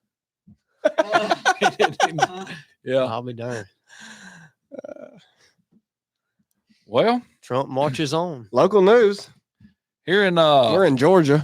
the great state of Georgia, in 2024, Big Daddy Kemp helped pass a law Not everybody's Big Daddy. that requires all local law enforcement agencies to help ICE to go along with whatever they said. So we've recently had 10 counties now that have applied for the program. They have to go through a month's training. This better be good. With ICE. Floyd County's one of them. It's been Floyd, Hall, Oconee, Polk, Whitfield County, Monroe, Montgomery, Murray, Spalding, and Walker County. And of course, all the state agencies, the State Department of Corrections and the Georgia State Patrol. And through my nephew telling me, the State Patrol has been lending state patrolmen to ICE to assist them in rounding up some illegal immigrants. So it is ramping up, especially in metro areas. But Floyd County is already a part of it and has been a part of it for a little while. They're gonna round up a lot in Polk. Yep, and Polk County. Well, you think of Whitfield and Murray, like all those carpet mills up there are loaded down seriously. with illegals. Yeah. So it's I think Dalton, Georgia, gonna be cleaned out. Yeah. he's that campaign promise is being held to as of now, anyhow, month number 1 after Trump's got in there. Wow. ICE is ramping up. I couldn't find any like actual numbers. So what that program does, program 287G, is anytime anyone that is not an American citizen goes into there, you have to run them through ICE. And that program is designed to stop racial profiling. So if a Hispanic person goes in there or Goes in someone where? to the jail, Okay. to the jail. So like if you went into jail right now, they're not going to run you through ICE. They're not going to run you to say, oh, it's Chad's immigration because you have a Georgia's driver's license and everything else. Yeah. But someone who goes in there and doesn't have any of those credentials at all, now they can say, hey, we got the reason and the right to run you and make sure ICE don't want to keep you here. And ICE can put a hold on them. If they run a name and it don't match up, they can say, oh, something ain't right here. And they can come get them within 48 hours. Yeah, so they don't have to be held very long. Yeah. Well, it's all that sounds good, but look, man, there is so many illegal criminals in this country. You ain't even gonna knock a dent in them, son. I wonder what the they number are is. everywhere. Yeah, the total number Yeah. of illegal. I mean, who knows? Because when we give It's insane. It's got to be an insane number. because when we give census reports and statistics, that doesn't include that number. Right, correct. So the population of the US, it's silly to keep calling it 330 million or whatever it is. I mean, it is They've taken over illegal. These are not illegal. These are criminals. I guess you could call them illegal immigrants. Right. Yeah. But they're criminals who have broken the law and come into this country and not used the proper channels. Like here in Georgia, they have taken over entire towns. Oh, yeah. Like Cedartown is run by illegal immigrants. The whole city is. According to this, in 2023, the estimated number is 11.7 million Oh, that's low. in the U.S. U.S. That's low. Just think about. I when mean, you there's that ride many in around here. California. Yeah, just think about when you ride around here. Like when you stop at the gas station, when you look at this job site where they're doing these apartments over here. I mean, just look at it. There's so many of them. You are never even going to knock a dent in this, man. Well, you don't know how many are illegal, Chad. Yeah, That's what you're not thinking about. good point. And that's the thing. This is saying, hey, only if they go to jail is that a reason to run them through ICE to see if they are actually legal. You get what I'm saying? Yeah, yeah. So how else can they round them up? Can you call and say, hey, I think my neighbor's illegal? You know what I mean? Yeah. Like Who was that an impression of? somebody who would do that. Beavis and Butthead. Yeah, but you know, if you're over here long enough and you're driving on the roads and stuff, you know, you gonna get pulled over, you know, for you know what I'm saying. Right. But you ain't gonna go to jail. Well, that's a good point. Yeah. Well, I'm interested too. You know that everybody wants these illegal heads out of here. Well, what in the world would happen to the construction industry, man? Oh, you don't want them. You want a plan in place if you're going to round them up overnight. It's a good thing you couldn't round them up overnight because things would collapse. Like a ghost I town. think that was. I think it was slap collapse, dude. It probably would, more than likely. Stuff will get really expensive really fast. Yeah. Well, I mean, maybe it has to get adjusted back to the way it is supposed to be and meant to be. Like they wouldn't be worked if somebody wasn't greedy enough to only pay them Yeah. $7 an hour to do a job that probably should be paid $18, $19, $20 an hour. Yeah, yeah, You know? yeah. I have a business idea for you guys who are out there maybe looking to start a business. Whether it's like landscaping or construction or in starting a business in some industry that is mostly just like inundated with illegal immigrant workers. I was thinking if you started a business, whether it was a construction, landscaping, grass cutting, you know, something like that, and you only hired American citizens, and they were like, you know, professionals. They wore nice clothes and, you know, just handled themselves well. And you advertised your company as that. I think there are a lot of customers who would pay more for your service to know that they weren't going to have a bunch of illegals on their property doing shoddy work.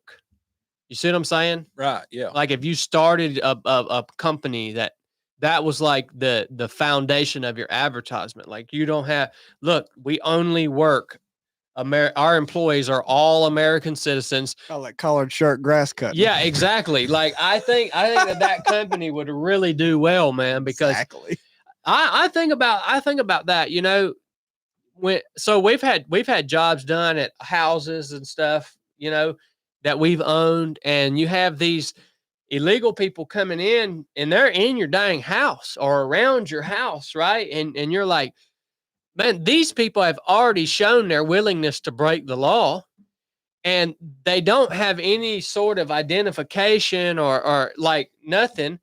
So, I mean, these people, a lot of them really got nothing to lose. Well, And I don't want those people around my dang house, man. well, the breaking the law thing, I will say, they're breaking the U.S. law. They're just trying to get out of freaking Mexico. Well, I mean, a lot of you whites that you would work in the same pay scale Are are also breaking the law. shoddy. Yeah. Yeah, they're also. Yeah. I mean, I think the Hispanic culture is definitely different in how they like trash is no concern to them. Oh, Yeah. It's no big deal for them to roll up on the site and clean out their truck and throw it on the ground. It's just not a big deal. But there is something to be said too about the class of worker. If you had a white man that's class, you might have different problems, but you're gonna have problems still. Yeah. But this is Boo. I like your idea, and I think you and I would pay for that. But while you were saying that, I was thumbing through like the people in my mind that I know that, like, for example, like a clothing company, You can't afford that. they need to buy a pair of jeans. I think probably I would say 90% of the people I can pop in my head right now would go after something made in China versus spending the money to buy a US made and produced product. And I think it would be the same for landscaping. Everybody, we're so conditioned to pay for cheap everything. Yeah, you would be catering it would, I mean, you would be catering to a obviously a more upper class like customer base, but I think that there are enough people out there in that class, especially if you're in a metropolitan area, that I think it would be a really good business idea. I think that there Possibly. are enough people who would pay extra to know, hey, everyone that works for this company is a citizen. Maybe they pass a background check, you know what I mean? And you just know you're going to get good skilled workers doing good work who are traceable if they do something wrong or freaking screw something up. You know what I mean? Yeah. I just think it's a good business idea. I wanted to share with the listeners because I'm not going to do it. So, and I've never seen a company That's what actually we've do done. it. I've never seen a construction company actually do it and advertise that as like a selling point. You know what I mean? It just would be totally unique. Well, then there is what is the equal opportunity employer? Yeah. So if you're advertising, hey, look, we only hire whites. I know, Hey, so hey, to get some Hey, attention. we're whites that wear button-down shirts. I said American citizens. Okay. No, it has nothing to do with skin color. You're just an American citizen, right? Non-Hispanic descent. No, Stop. not at all. Because I That's love Chad- Mexican people. That's Chad's proposal. I mean, Mexican people are awesome. They're really good people, and all of those heads down from all them other countries, Except for the illegals. except for the illegals. Well, they're even good people too. But I mean, the whole break the law thing, really, like that. When you're leaving a country, they're going to break that law. Yeah, I mean, that's not the whole premise. They don't come over here so they can break the law. They come over here to get away from Mexico. I'm not saying that many illegal immigrants don't break the law. I'm just saying that that's not the purpose of it. It's to make a living in a country that's a little bit better. And I'm not defending. I'm just saying I would do it too. If I found myself in Mexico right now, I'd be here in a week. And documentation be darned. What about the Baja? Yeah, I could, Self-preservation. yeah. I mean, and you're gonna go, well, hey, you're gonna come over here, you're gonna not go through the process? I'd be like, yeah. I don't give a dang about your process. Yeah. I mean, I'm just saying. I see what you're saying, Chill. Well, what we got for Patreon today, CB? Mr. Kinsley come at us today. Okay. Yeah, y'all remember Kinsley? Oh yeah. Oh yeah, we see him every week on Resurrected. Hey guys, I thought of a Patreon question during my prayer this morning. What's your opinion on setting yourself such high standard with a greater risk of failure versus lowering it to achieve goals more often? I recently found myself getting frustrated because I'm not meeting the weekly/daily goals for time in the Word, prayer, physical training, and such. I may accomplish some aspects of them, but I feel each week I tell myself I'm just going to try to do better than the last when it's just on repeat. Thanks for everything. Yeah, well, I think first of all, you need to set realistic goals for yourself. So it would be, I could right now set a goal to win Cocodona in May, the 250-mile race. Like, I could set that goal, right? Yeah, you could. But I'm going to fail that goal because I'm not there yet. Right. And so you talk about daily goals too. Well, you have to look at you have to take an assessment of what season of life you're in and what are your foundational responsibilities that you have to take care of, whether that's kids, whether maybe your wife's, struggling with something, maybe you're struggling with something. Maybe you're just in a season where, you don't have a lot of time because you do have those things to do. And all of those, especially in the family environment, all of those things like being a good father, being a good mother, being a good husband, being a good wife in different seasons, that's going to take up more of your time than in other seasons. But doing those things is obviously a huge part of what you are called to do. You are fulfilling your purpose as a child of God by doing those things, right? And so if you're in that season and you can't, and then you've set this goal for yourself to spend 2-3 hours a day in scripture, but that's just flat out not realistic. Yeah, you need to readjust that expectation. Now, if you're not hitting the goals that you set for yourself because you can't get off Instagram or you can't get off YouTube, well, then that's an issue, right? But I don't think that's the case for Kinsley because I know the kind of man he is, right? So yeah, man, you have to be smart and really think through the goals that you set for yourself. Be realistic with those goals. The line to where you're intentionally making it easy on yourself or not. You know what I mean? And I think another thing that we do when we set goals is we set our goals based off of what we see and hear of other people doing. Maybe other people who we look up to, right? And most of the time, that's not even people that we know personally. And so we end up setting goals based off of what we see people posting about or saying or on the online community. And in a lot of cases, those people probably aren't even living that way. And even if they are, your life is not their life and you are not where they are. You're not in the season they're in. You don't have the same time and experience that they have. So, we should look at other people for inspiration and for ideas, right? Like ideas about setting goals, but they don't have to look exactly like, someone else's stuff. I think there's a big difference in a big macro goal and little micro goals. And that's how you achieve a big, huge, far-fetched macro goal is little tiny goals along the way. Because what do you do when you achieve a goal? You set another one.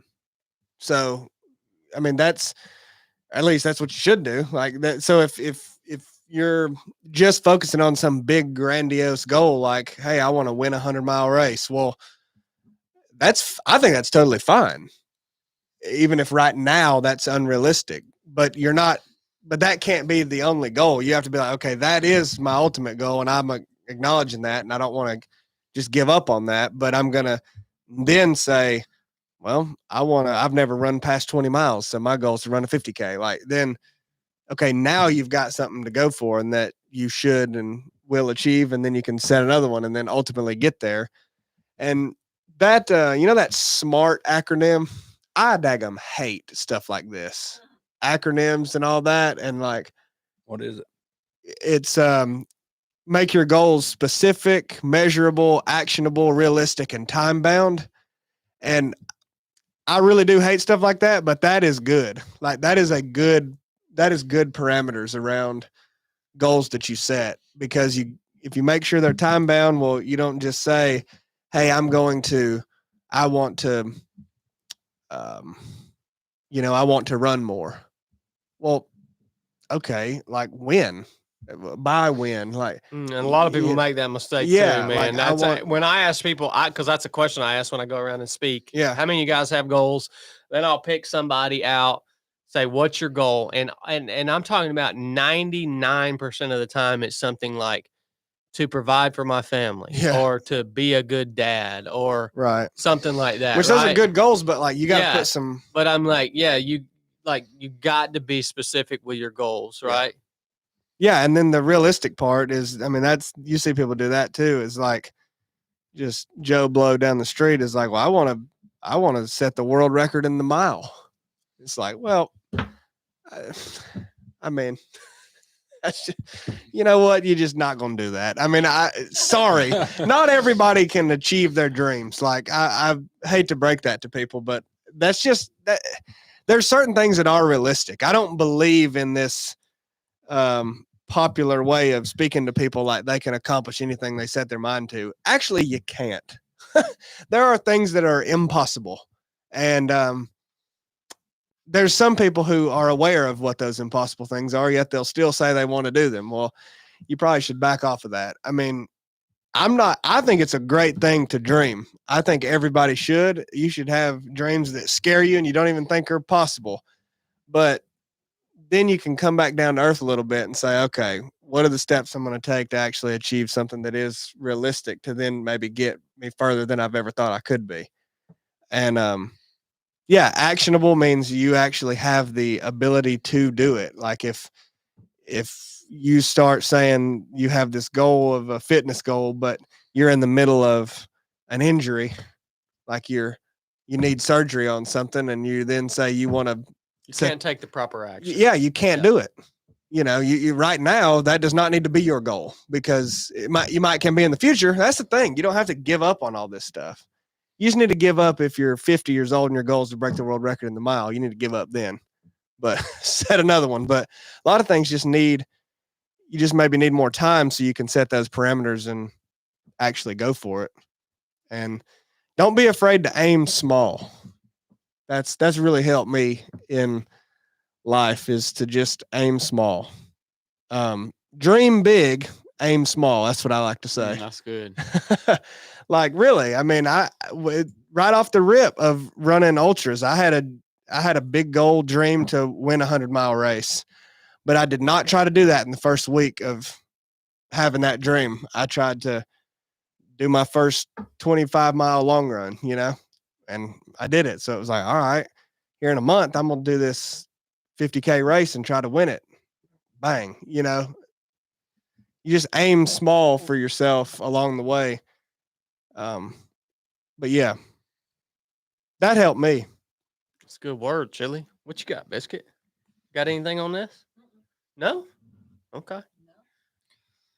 I would say I heard some of his stuff was spiritual, and I would just say be careful with setting goals like that around how much time to read and this and that, because then it can just become a checklist or I did good because I read that amount. And I think the goal for that, at least for me, is just to be closer to God. And that some part of that's understanding more of the word, part of that's reading more, part of that's praying more.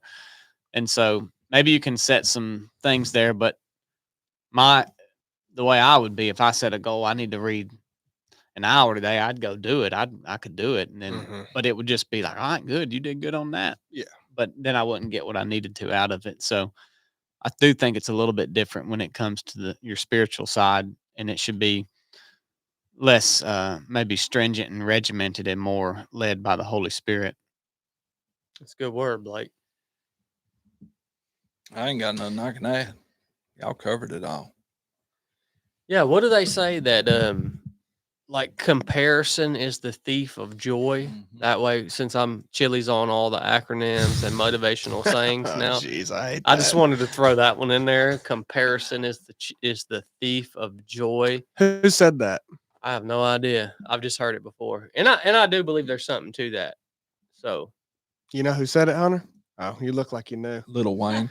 Ralph Waldo Emerson. Little Wayne.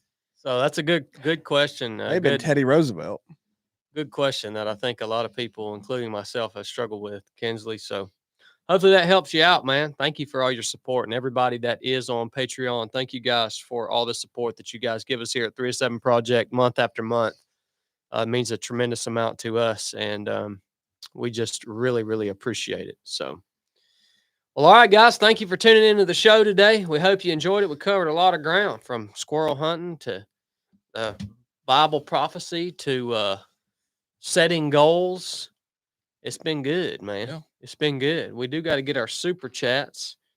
Robert E. Lee. See what Blake's got for us today. All right, we got Marty Bingham coming at Oh. $9.99. Marty coming in the house, remember him. man. He said, outside of learning from Chad that a football field has a 0-yard line, my favorite part of the proving ground was an evolution that involved a little hand-to-hand combat. There you go. Marty got some good photos, man. We had He worked hard this weekend. Yeah, he really did.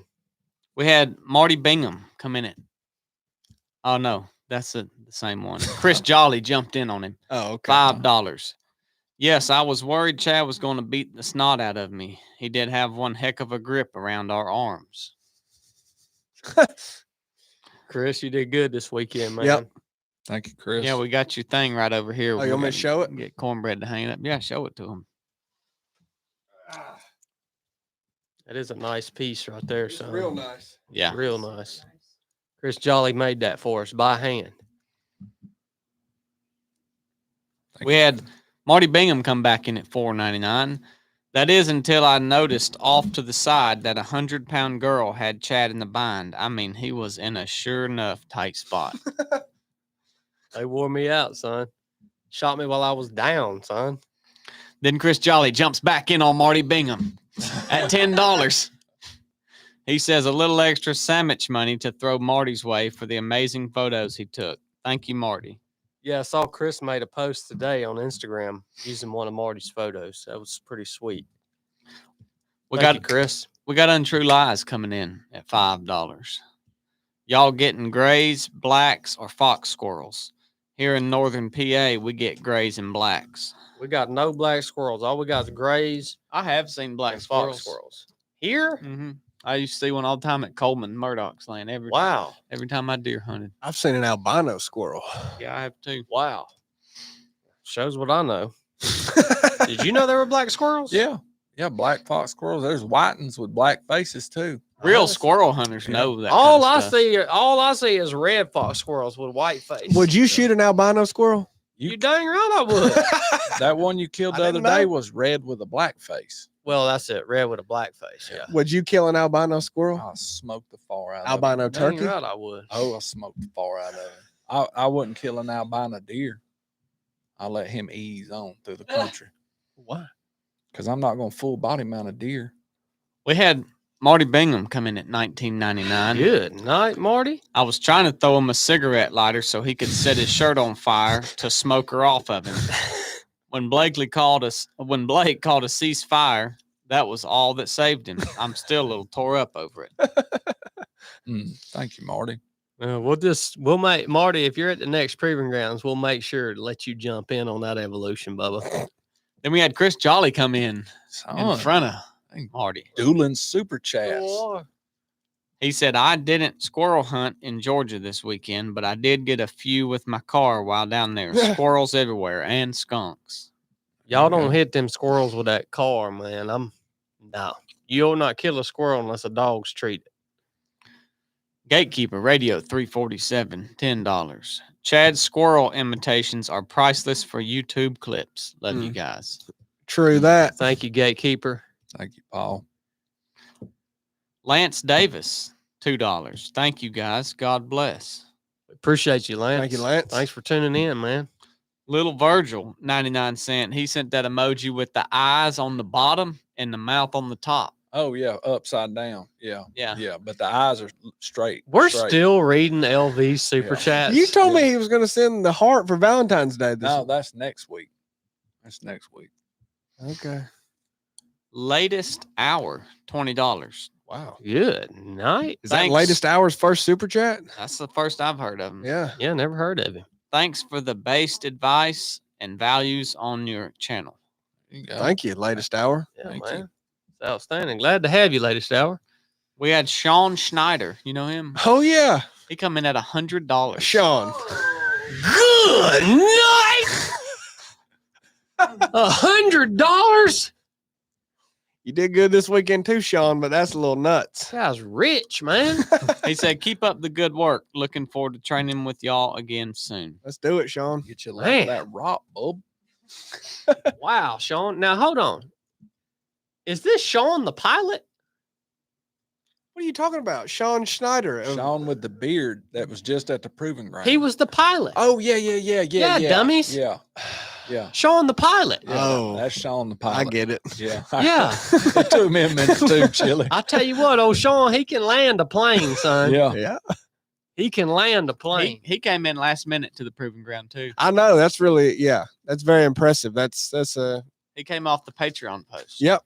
He grew a lot at the proving grounds, man. Sean did. I could see him. I could. We that train. Not we, but that process of training, I think, pulled a lot of good out of him. He's got a lot of good to him. Yeah. Yeah, he does. Yeah. Good job, Sean. We Thank you had- for the super chat. Kyle Chiraboga come in at $1.99. What's up, Kyle? Thank you, Kyle. He said, "Where do I find details on advanced ROP? Any openings?" There aren't any details on it. No, there are no details, and You can come play though if you want. well, it's getting a little late in the game. Well, it We're only depends. 3 weeks away. If Chili says we can fit somebody else in, that's up to him. But there aren't any details. We're not looking for people that need to know the details. Just to be straight up with you.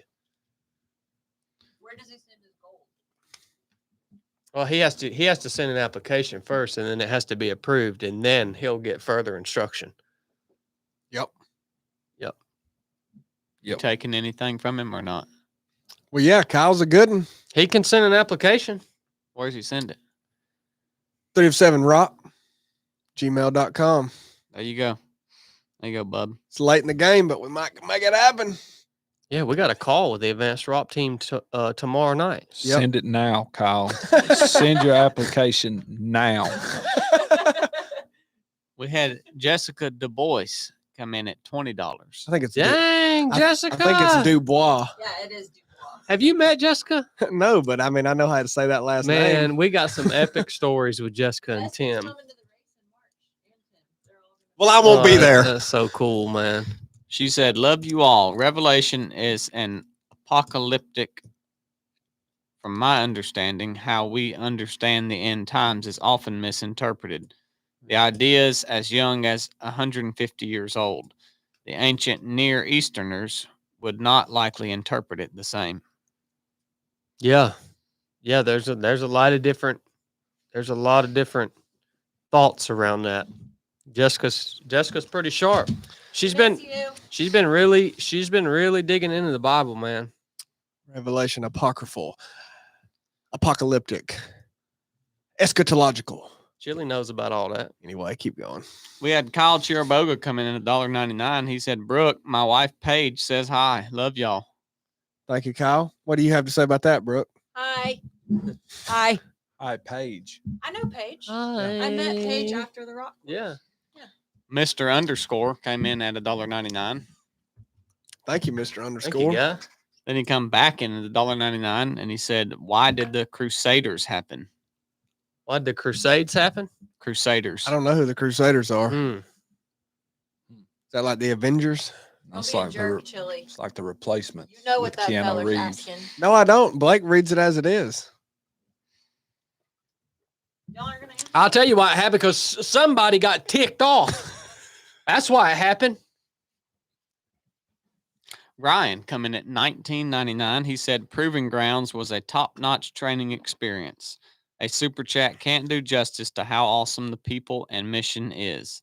Time to keep on getting after it." Russ. Thank you, Oh, Ryan. Russ. Hold on, This that is- was Russ? Yeah. You know, his actual thought you name's said Ryan, Okay. but he went by Russ. Okay. Thank you, Ryan. That's awesome, Russ. Thank you, Ryan. Yeah, Good thank on you, man. Jacob's ladder Praise this the Lord. weekend. I had fun at Proving Grounds too. Jacob's Ladder was Ryan and Russ, so that got a little confusing. Phenomenons come in at 1307. Whoa. Looking forward to training with you again this summer. Thank you, Ahanu. Oh, Ahanu. Oh, Awesome. Nice. Thank you, Ahanu. He's a darn good one too, man. He is, yeah. Man, we get to meet so many awesome people. Mike Hoffman, 1999. This is for Brooke. Chad will be out squirrel hunting on Friday and miss the fact that it's Valentine's Day. Much love and thanks for the podcast and keeping me encouraged to unfatten myself. He said, go buy you a box of chocolates, Brooke. That's a nice gesture, Mike. It is. Chris Jolly, $20. Nice. Good night, Chris. I can't express how much 3 of 7 Project and my teammates at the Proving Grounds has helped me. I love you all and thank God every day for putting me on this path with you all. That's a blessing Thank to be you, able Chris. to train with you, Chris. Thank you, man. LV, 99 cents with that same emoji. Yeah. Still reading LV super chat. You told me it was doing a heart. Next week. I don't understand why it wouldn't be this week. Matthew Guy, $4.99. Oh, boy. Can't wait for the next mission. Thanks for all y'all continue to do by bringing the best out of each person you encounter. Thank you, Matt. Thank you, Thank Matt. you, Matthew. Heal up quick, brother. Chickadee, $4.99. A 59-year-old kid grandmother broke the push-up world record and longest plank world record. Age might not always matter. Look that up. A 59-year-old grandmother broke the push-up world record? A 59-year-old kid grandmother. Yeah, no. You ever seen? First a of all, kid whoever grandma- said that, no, she didn't. Well, that was a kid grandmother. That's what you. She broke the kid grandmother world record. Yeah, That's true. yeah. If you want to have a goal to break a world record, now that is not out of bounds for nobody. Yeah, yeah. You're right. We all have like 75 collectively. Yeah. So We had Tom Russell come in at $20. Big Tom. Chad has most shots taken at a squirrel on the top of that ridge. Yeah, World That's a record. Good point. World record. At a fox squirrel. At a fox squirrel. No one's ever taken that many shots. Good point. Tom Russell said, "Got to get caught up on my donations. Love y'all." Thank you, Tom. Thank you, grief. Tom. We appreciate that, man. Thank you, Tom. Deplorable Lawn Guy, 1999. This is from Mr. Cornbread. You're my hero. You're- Dang, CB. You're my hero, bub. You're beautiful. We had Rob come in at $20. Great discussion today. Robert E. Lee. Sure am thankful for y'all. Put these dollars in Brooke's microphone. Don't spend it on squirrel ammo. Yeah. Love y'all. we only You have 4. Jesus followers. Why is everybody giving super chats to Brooke? I don't know. today? We only have 4 microphones. We Yeah. only have 4 inputs. Right. Tom Russell came in at $20. Again. Love the Monday meeting y'all are doing. Great work. Thank you, Tom. We love those too, man. Glad they're giving some value to you guys. Thank you, Thomas. Clayton Lindsay, $4.99. Swolger. I want to see some more working out content from you jokers. Grown man ought to weight 200 pounds. Well, I 200 pounds. disagree with that, but I think we ought to have some more working out content. Yeah, we got something coming. TJ McLaughlin, $9.99. Thanks for all you guys do. Thank you, TJ. Golly, this is like a reunion here. Yeah, that's It a lot. is. It is. And this is the last one to cap it off. Garrick, There we go. $9.99. Rock training documentary. Amazing. Much love. Thank you, Garrett. Garrett. Garrett. Appreciate you, brother. Yeah, good to hear from all you guys today. And thank you guys for tuning in. Lord willing, we'll catch y'all on Monday. Enough said.